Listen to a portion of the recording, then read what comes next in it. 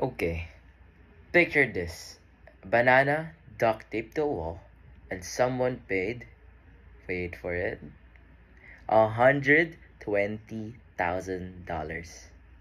This is comedian by Merzo Catalan, and it broke the internet and a few brains at Art Basel in 2019.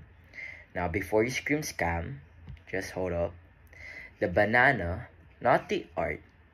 The idea of the banana, that's the art. Deep, right? Three people bought it, like not even the same banana. Just the concept, and they literally get a certificate and instructions to tape your own fruit. DIY art, baby. And then, drama alert. An artist named David Datuna walked up to it, peeled it off the wall, and ate it.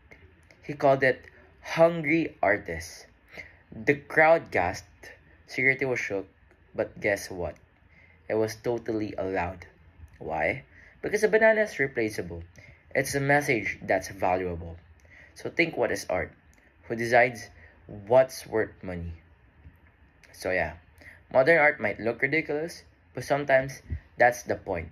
It's not just a banana, it's a statement. Now go tape some fruit to your wall and call it a masterpiece.